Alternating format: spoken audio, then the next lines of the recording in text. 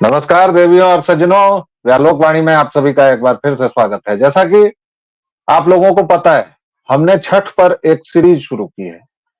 हमने उसकी धार्मिकता, लौकिकता, सामाजिकता, पौराणिकता और धार्मिकता, इन सभी पर यह तय किया है कि आप लोगों से बात करेंगे, आपको बताएंगे कि छठ बिहार से निकलकर सैन फ्रांसिस्को और सैन डिएगो तक कैसे पहुंचा है और इसके पीछे केवल हर्ष का उन्माद नहीं, आंखों में लहू लिए, छाती पर घाव लिए उन लाखों करोड़ों बिहारियों का सपना टूटने की वह कसक भी है जिसने छठ को आज एक ग्लोबल ब्रांड बनाया है।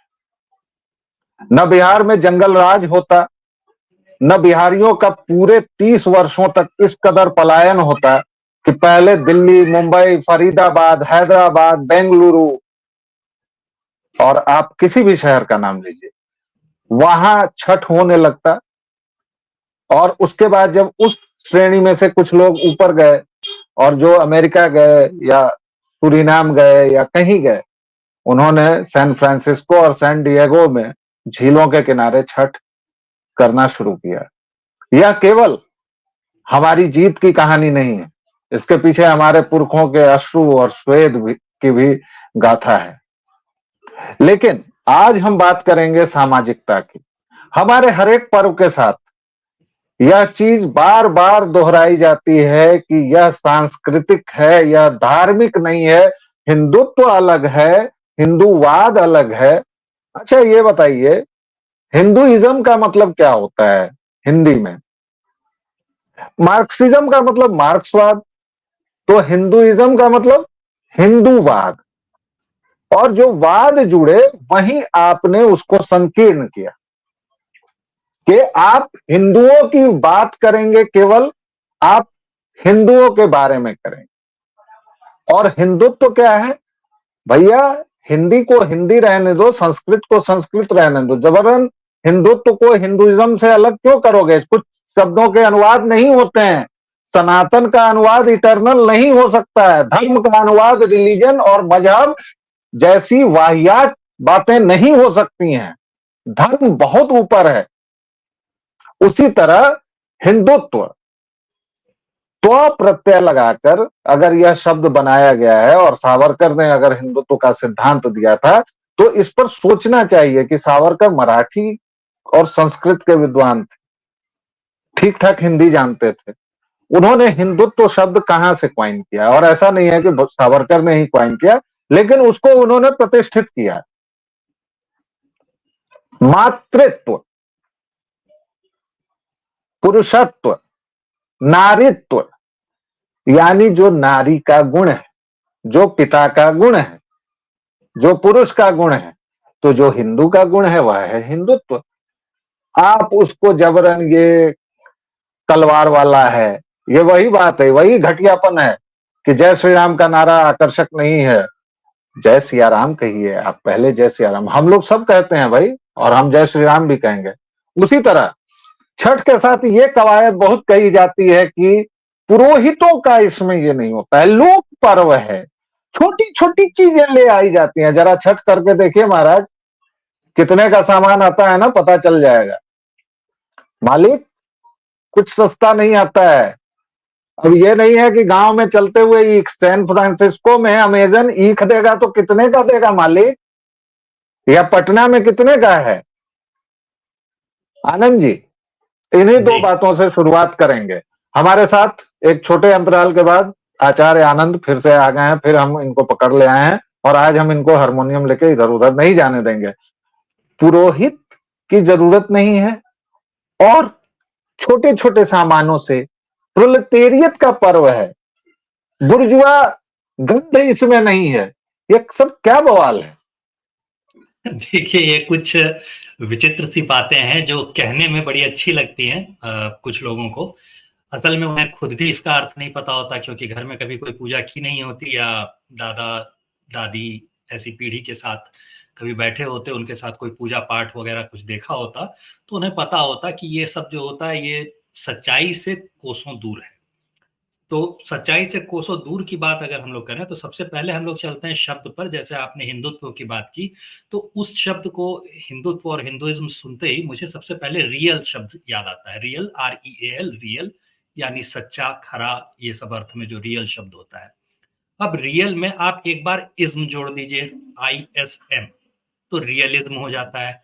रियलिज्म का क्या मतलब होता है? रियलिज्म का मतलब होता है फंतासी, जिसको हम लोग कहते हैं काल्पनिक सा। सच्चाई से उसका कोई लेना देना नहीं होता, वो सच्चाई जैसा लगता है, या माया जो शब्द होता है हम लोग का, उसके करीबी हम लोग बात कर सकते हैं। तो ISM, इज्म, अगर हम लोग उसके साथ जोड़ते हैं तो वो हो जाता है। इसकी तुलना में अगर हम लोग ITY, रियलिटी, जोड़ देते हैं, तब क्या होता है? तो रियलिटी शब्द जब आप बोलते हैं तो इसका मतलब होता है सच्चाई, रियलिटी यानी वास्तविकता। तो इज्म और ITY जोड़ने में शब्द का अर्थ जो होता है वो ठीक उल्टा हो जाता है। तो ये आप हिंदुओं में देखेंगे कि जब आप हिंदू को ISM जोड़ देंगे, आप हिंदू जब पाएंगे, तो क्रिश्चियन जब आपको शब्द मिलता है तो उसमें आप ITY जोड़ देंगे। तो सच्चाई वाला जो प्रत्यय होता है, सच्चाई दर्शाने वाला प्रत्यय जो होता है, वो दूसरी साइड चला जाता है और दिखता है सच जैसा, लेकिन है असल में झूठा। तो वो जो कंसेप्ट होता है कि बाकी सारे मजहब झूठे हैं, वो वाला कंसेप्ट जो है वो कहीं न कहीं आपके ऊपर एनफोर्स हो जाए, इसलिए हिंदुइज़्म में ISM जोड़ा जाता है, ITY नहीं जोड़ा जाता है। हिंदुइटी नहीं कहते आप, हिंदुइज़्म कहते हैं।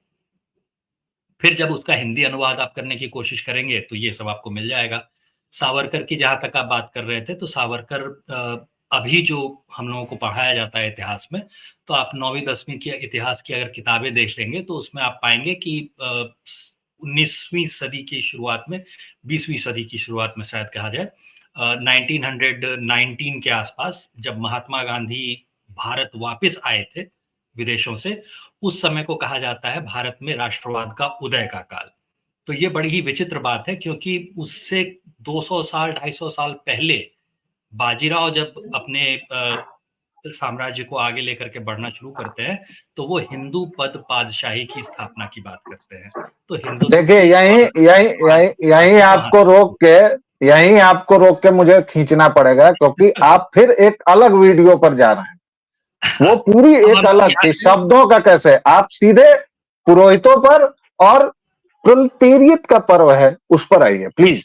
इस चीज को अब हम लोग पीछे ले आते हैं। तो अब चूंकि आपने किताबों में भी देखा कि किताबों में भी आपने नहीं पढ़ा, शब्दों के साथ भी आपको छेड़छाड़ कर दी गई, और पुरानी पीढ़ी वाले जो थे उसके साथ तो बैठे ही नहीं आप। तो आप जब बताएंगे किसी को इसके बारे में, तो आप क्या बताएंगे?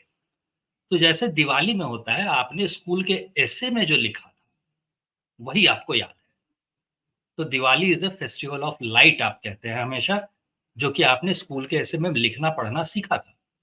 उसी दौर से आप पे ये सेकुलरिज्म थोपना शुरू किया गया था।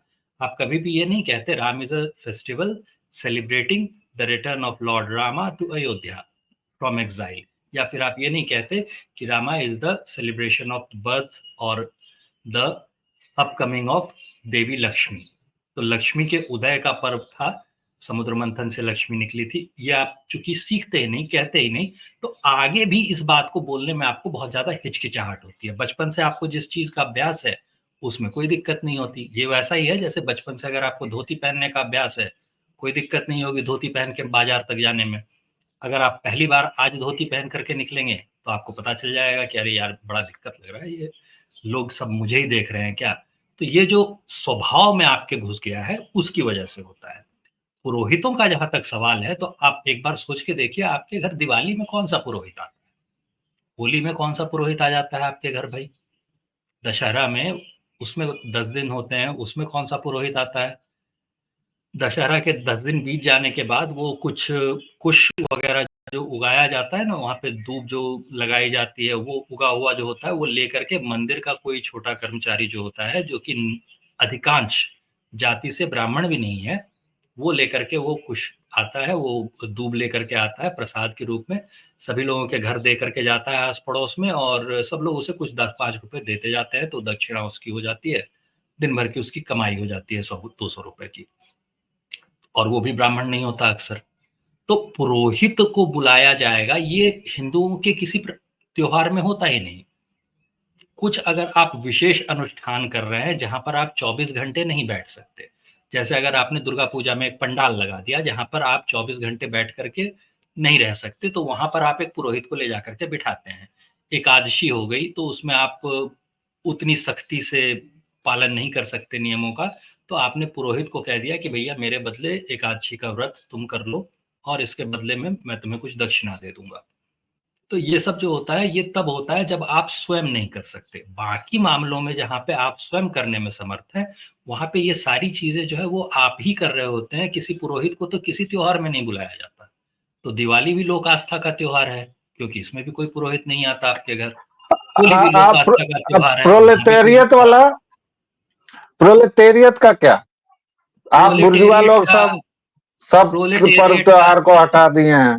तो प्रोलेटेरिएट का जहाँ तक है सवाल, तो इसमें समस्या क्या थी कि ब्राह्मणों को खुद कुछ कमाना नहीं था। खुद अगर कुछ नहीं कमाना था, तो ज़ाहिर-सी बात है वो दूसरों को दे देगा अगर कुछ कमाई होने का ऑप्शन होगा तो।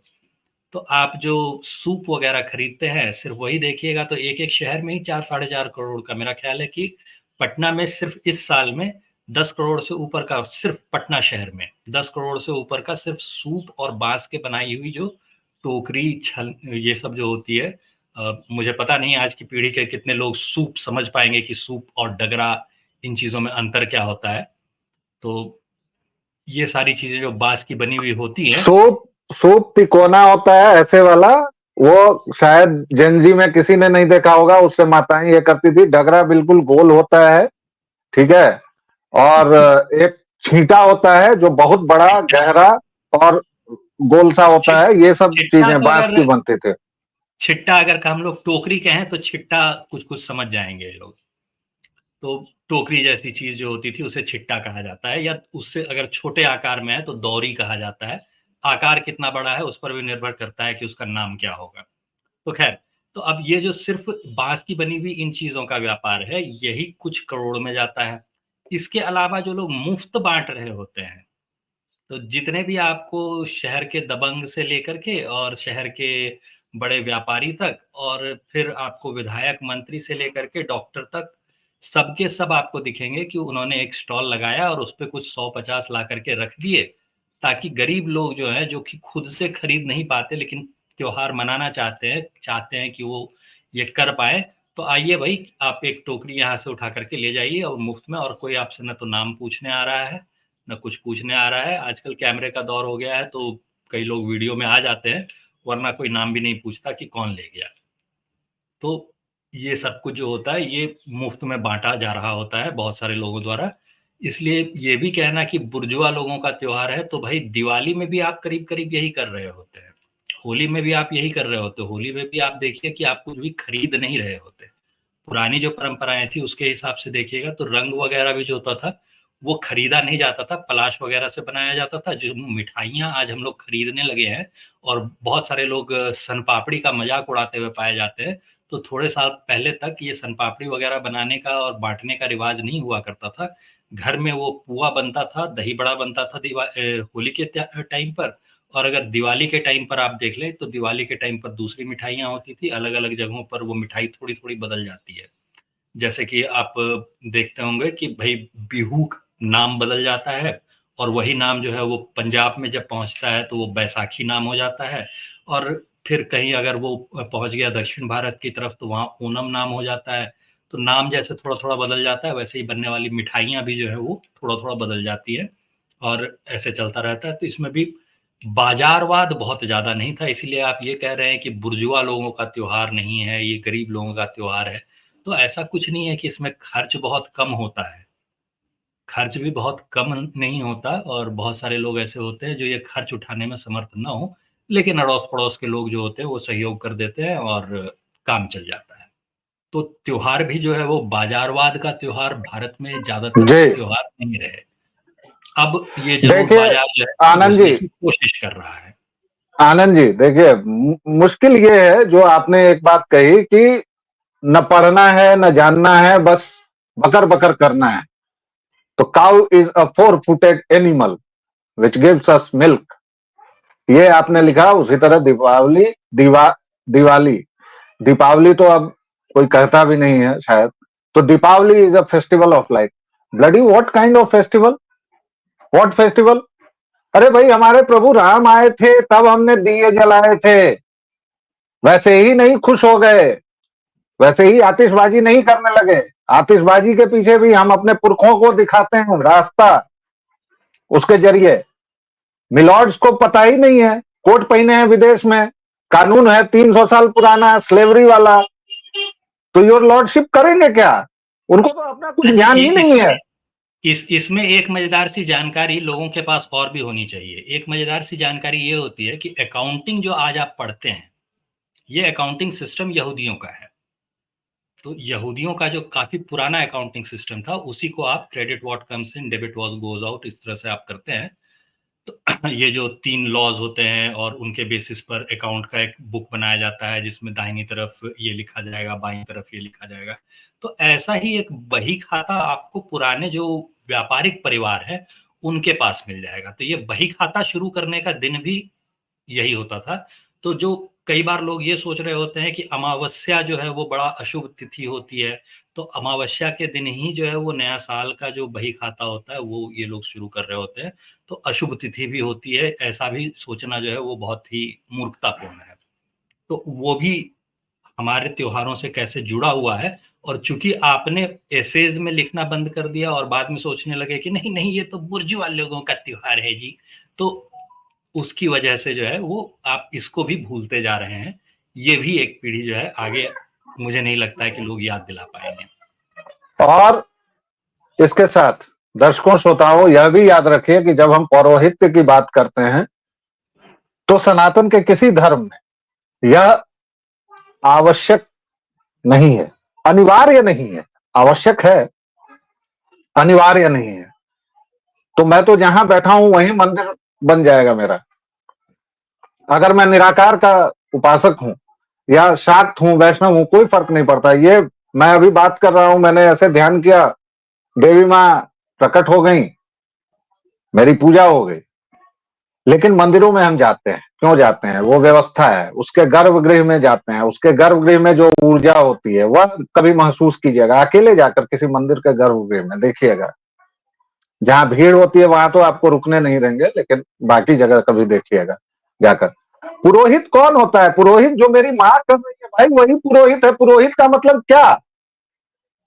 पुरोहित का मतलब वह व्यक्ति जो कर्मकांड करे। तो कर्मकांड कौन करेगा? प्रभु, मेरी मां करेगी।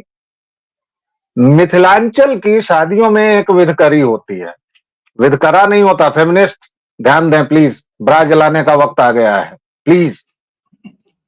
तो विधकरी होती हैं, विधकरा नहीं होता है।